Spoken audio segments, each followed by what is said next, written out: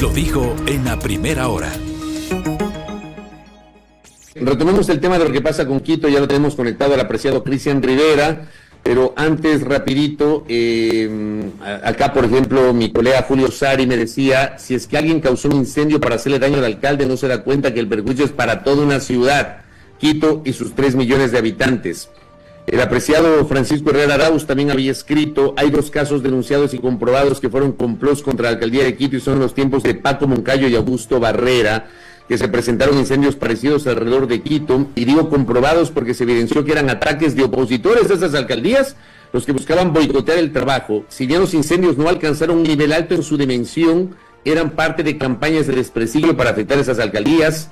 Es el aporte que hace Panchito Herrera, a quien envía un abrazo. El querido Paulo Castro también, solamente un segundo, dice, de acuerdo con que son tiempos para unificar, ser solidarios con Quito y otros lugares que son golpeados por los efectos del cambio climático, irresponsabilidad humana y la crisis generalizada, pero sin olvidar de los temas gruesos que están en debate en el país. Por supuesto que sí, por eso hay que abordar esos temas gruesos, como dice Apauqui. Perdón, Belkis, que te corté el uso de la palabra.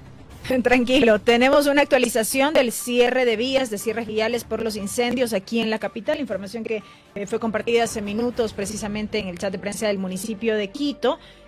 Túnel Guayasamín, Simón Bolívar e Interoceánica, Alfonso Perrier y Lérida, Avenida Conquistadores, Parque Navarro, Conquistadores, Simón Bolívar, ingreso a Guápulo, Conquistadores y Nina Hualpa, 6 de diciembre y Osvaldo Guayasamín, Simón Bolívar y Osvaldo Guayasamín.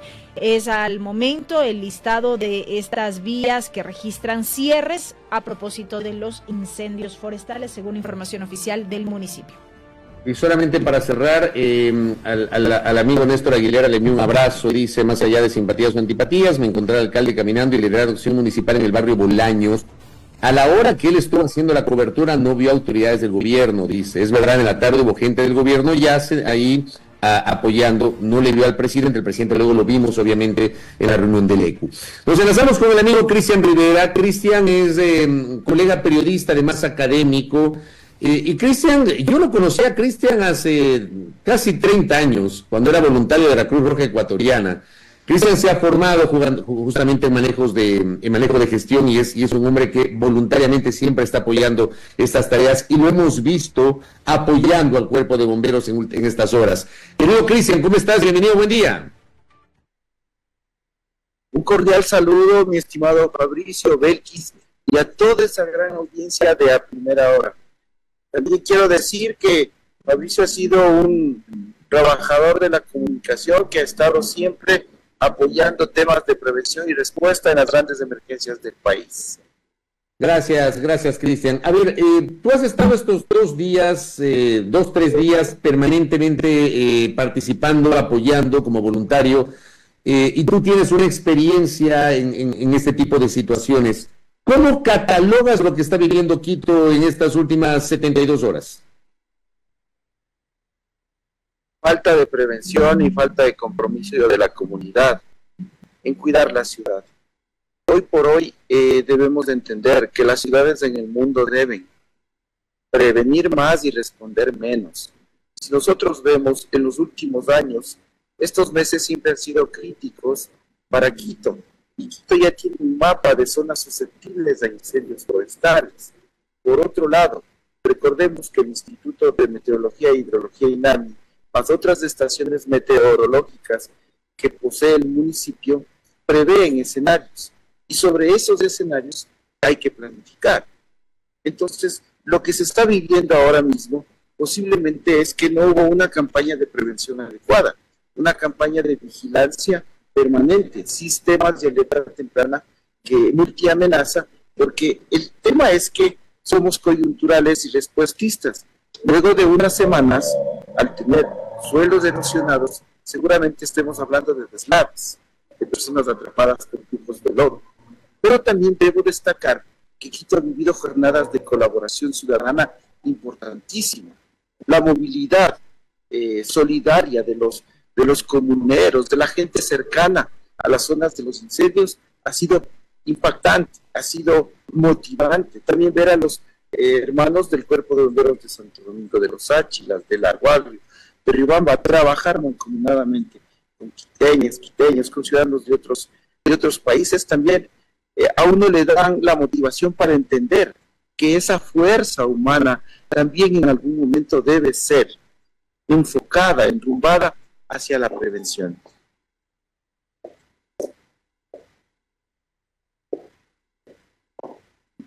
Si le abre el micrófono a Belkis. Ahí estoy, ahí me escuchan. Ahí sí estás, ahí estás. Cristian, ¿cómo estás? Qué gusto verte nuevamente y saludarte. Te consultaba, ¿cómo se traducen los efectos de la prevención en situaciones como las que vivimos actualmente, precisamente en términos de atención de la emergencia, por ejemplo? Bueno, debemos partir desde el tema de la construcción de mensajes de comunicación y de educación para las zonas rurales y para las zonas urbanas.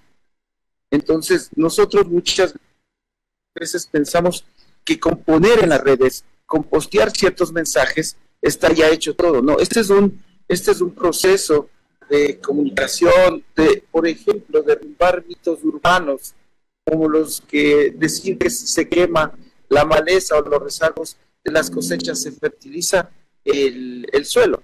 Hemos visto que durante décadas en la zona rural se piensa eso, equivocadamente. Entonces hay que ir hacia allá. 3. Debemos entender que hay que trabajar con interlocutores, es decir, con las personas líderes de los barrios cercanos a las zonas propensas a incendios forestales, con los interlocutores de las juntas parroquiales y también, obviamente, con el municipio, interlocutores ciudadanos de los cabildos en todo el país. Otra cosa que no hemos analizado es por qué siempre, ahora vemos 4 casas incendiadas, por qué las personas resultan afectadas en estos incendios forestales. Siempre son las que económicamente están vulnerables. Y es porque han asentado sus viviendas de manera informal. Es decir, los municipios en el país no adecuaron, actualizaron, monitorearon su plan de ordenamiento territorial. Entonces, generamos ciudades vulnerables, barrios vulnerables, personas vulnerables, no solo a incendios forestales, más adelante posiblemente a deslaves. Entonces, se debe trabajar de manera integral. Antes, los incendios forestales no son temas súbitos. Los incendios forestales son procesos donde las personas pueden alertar oportunamente, se puede hacer una intervención para evitar que el fuego se propague sin poner en riesgo a la comunidad. El tema es que debemos nosotros apalancarnos en esa comunidad y en esa ciudadanía para hacer un trabajo muy fuerte de prevención. Si nosotros vemos cuál es la evaluación en los últimos 15 años, qué lecciones aprendidas nos han dejado, qué hemos fortalecido, hemos incrementado semáforos de propagación de incendios forestales, se ha incrementado puntos de vigilancia en los barrios propensos a incendios forestales. ¿Cuántas veces se ha incendiado Guapulo, el Cerro del Lauqui? Entonces, todo esto aporta a que haya una estrategia mucho más fuerte en prevención. Yo le pregunto a Cristian en este momento, porque se habla mucho de la prevención y justamente con base en eso se establecen responsabilidades por parte de quienes lideran la ciudad. Ha pasado antes, pasa el día de hoy. Leía, por ejemplo, un colega periodista ayer que señalaba que en la González Suárez, por ejemplo, faltaban hidrantes, que no es un tema reciente, es un tema, digamos, ya de hace tiempo. Digamos, pese a los antecedentes y episodios recurrentes que hemos enfrentado en la ciudad, Cristian, no de ahora, sino desde hace décadas, ¿tú sientes que no se ha tomado en cuenta como debe ser algunas decisiones que permitan, frente a estas emergencias, actuar con mayor rapidez y eficacia? Totalmente de acuerdo, mi estimado Fabricio, porque tenemos antecedentes en la ciudad. Esos antecedentes nos permiten generar información para tomar decisiones antes, no después, porque como decía, esta amenaza provocada por el fuego, que tiene que ver en el 99% con actividad humana, no es súbita, se puede prevenir. Entonces, a veces no se toman las decisiones en el momento oportuno. Y hay algo que decir de una manera transparente y nítida. Muchas veces prevalece la comunicación y el discurso político por sobre la comunicación, el discurso y las decisiones técnicas. Eso hace que seamos mucho más vulnerables como ciudad. Miren, hace algunos meses atrás hablábamos de actividad volcánica, luego de deslaves, inundaciones, terremotos y ahora los incendios forestales. Quito es una ciudad multiamenaza. Por lo tanto, los quiteños debemos pensar preventivamente, los ciudadanos, las autoridades, los medios de comunicación, en cómo enfocar todos esos recursos, esas capacidades como ciudad, como personas, para fortalecer la prevención. En otros lugares ha dado resultado reducir los incendios forestales. No creo que se vayan a desaparecer los incendios forestales, pero sí podemos reducir, sobre todo pensando en que la ciudad está creciendo de una manera desordenada. Hay asentamientos humanos en medio de bosques. Los que hemos participado estos días, los incendios forestales, nos llama la atención caseríos dentro de los bosques, en desconocimiento de las autoridades. ¿Y qué hemos hecho? Hemos tenido que evacuar, hemos tenido que ayudarles a sacar sus enseres, y pudieron haber sido afectados seriamente estas personas. Miren lo que sucede en el barrio Bolaños. En el Auqui hay viviendas informales donde están las personas, no están en el registro del municipio, y cuando se dan estos incendios forestales, ahí la vulnerabilidad se dispara. Entonces, por eso decía, es un trabajo mancomunado. Ahora, solo estamos pensando en el tema de los incendios. Posiblemente resurgir, recuperarse en estas zonas que eran santuarios de aves, de un marsupial latinoamericano o americano, como son las zarigüeyas, es decir, el canguro americano, va a tomar muchos años. Algunas especies se habrán perdido. Entonces, hay que pensar en la calidad del aire de Quito. Hay muchas circunstancias que debemos pensar en un enfoque constructivista, donde participen antropólogos, sociólogos, comunicadores sociales, trabajadoras sociales. El tema de los incendios forestales no solo es un tema de bomberos, es un tema de muchas voluntades, muchos pensamientos para hacer estrategias fuertes de prevención. Cristian, siguiendo en la línea de la prevención, en lo cual haces muchísimo énfasis y también en lo que tiene que ver con la planificación, ¿cómo estamos, por ejemplo, en cuanto a adquisición y dotación de equipamiento para hacer frente a estos incendios forestales que los vivimos cada año? No es una situación coyuntural, no es una situación que la estamos viviendo nada más este 2024, sino que es recurrente año tras año. Los equipos de respuesta son muy buenos. Hay tecnología, los equipos necesarios, sin lugar a dudas. Pienso que los equipos de respuesta ante emergencias en algunas ciudades, en los distritos metropolitanos son muy fuertes. Hay vanguardia, podríamos decir, en los equipos. Pero, ¿por qué no reforzar también con el mismo entusiasmo, con la misma intención en temas de prevención? La instalación de sistemas de alerta temprana multiamenaza que detecten la columna de humo, que detecten el flujo de lodo, que avisen oportunamente. Es decir, se puede hacer lo mismo, pero también en la prevención. En respuesta estamos muy bien. Yo quisiera, ustedes son periodistas acuciosos, y que algún momento se haga un estudio con un economista que debería ser parte de la estrategia de prevención en las ciudades. ¿Y cuánto nos costó los sobrevuelos de los 4 helicópteros de ayer? Tomando en cuenta que la hora de vuelo está sobre los $4,000. La movilización de vehículos, es decir, todos los recursos, que está bien responder, pero no es lo correcto en circunstancias donde se pudo haber prevenido. Entonces, ¿cuánto se habría utilizado en temas de prevención? El tema de ese cálculo de economía en la gestión para la reducción de riesgos es clarito. Por cada dólar invertido en prevención, se ahorran hasta $10 en respuesta. Por eso hoy en el mundo las políticas públicas apuntan a prevenir más y responder menos. Claro que hay que responder, por supuesto, pero la prevención no afecta al desarrollo de las ciudades. Hay que pensar en el desarrollo, en la sostenibilidad de las ciudades, porque estos eventos van a seguir sucediendo. Entonces, decir, solo voy a responder, los presupuestos posiblemente van a ser inalcanzables cuando podemos trabajar en la prevención. Estos eventos extremos, sin lugar a dudas, se van a volver a repetir en Penca, en Sucre, en Loja, pero ¿cuál es esa fuerza, ese lo de la prevención? Los ciudadanos.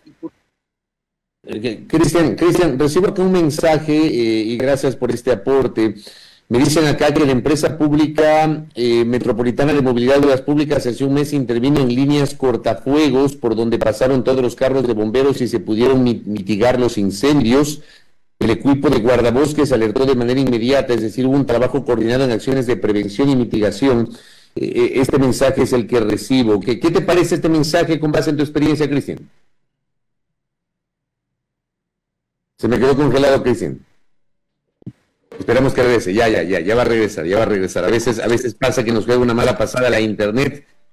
Ahí ya lo tengo, ya se está acomodando, Cristian. Ahí está. Entonces, sí, ¿no? Entonces, claro, les decía, miren, con esa fuerza comunicacional que tienen los gobiernos locales y nacionales, podríamos iniciar una gran campaña de comunicación.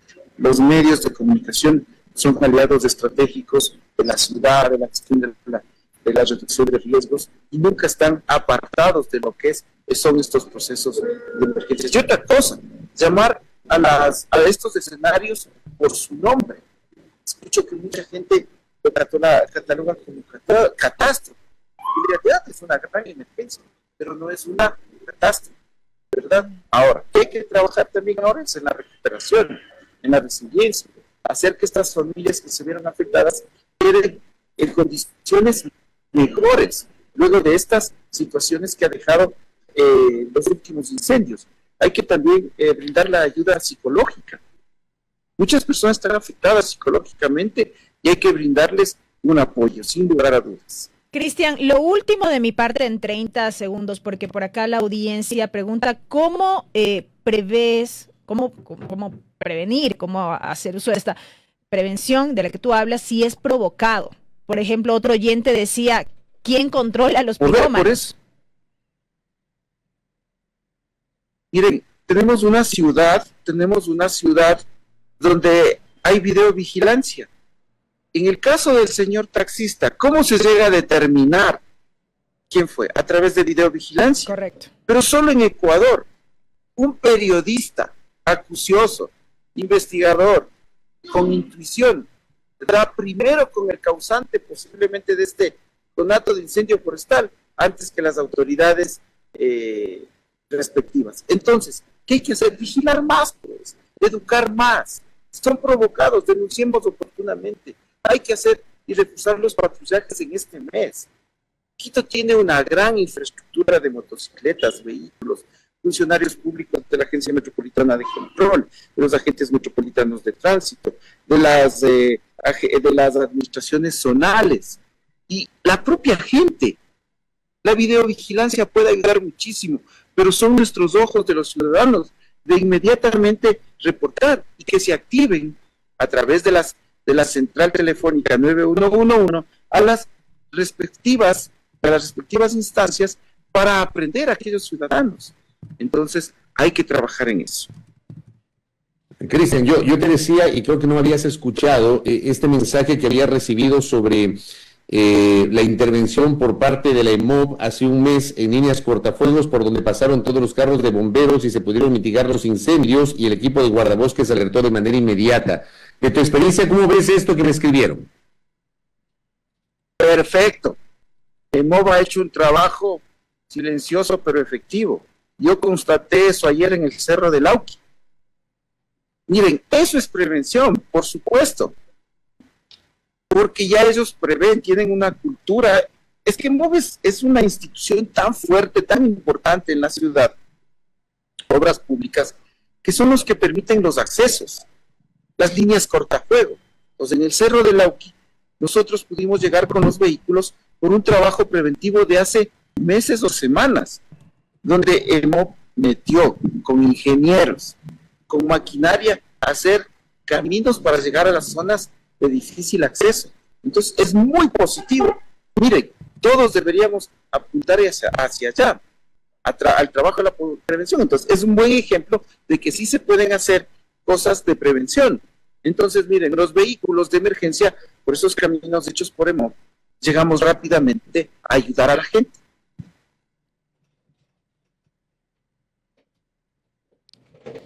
Correcto, Cristian. ¿Tenías alguna otra inquietud, Fabricio? Sí, solamente para añadirle, acá Yomar me dice, Ecuavisa ayer hizo un reportaje con vecinos del barrio Bolaños que afirman que no había agua en los hidrantes del sector. Tú que has estado ahí, ¿tienes alguna referencia de esto que me acaban de escribir, Cristian? Sí, es verdad. Nuestro sistema hídrico en la ciudad es obsoleto, no hay la presión de agua necesaria. Por eso es que nosotros recurrimos a las tomas de agua de los edificios, de los sistemas hídricos de los edificios, y ahí conectamos las mangueras, los tramos de mangueras para poder controlar el fuego. Pero es verdad, los hidrantes, algunos hidrantes no tienen la presión de agua adecuada, o algunos están dañados, aislados sus llaves, y otros no funcionan. Esto es totalmente correcto. Cristian, muchísimas gracias por este tiempo, por estos minutos con nosotros para hacer esta evaluación respecto de la crisis que vive ahora mismo la capital con ocasión de estos incendios que se han registrado. Gracias por darme este espacio de educación comunitaria. Siempre estoy a sus órdenes, mi estimado Fabricio y Belkis.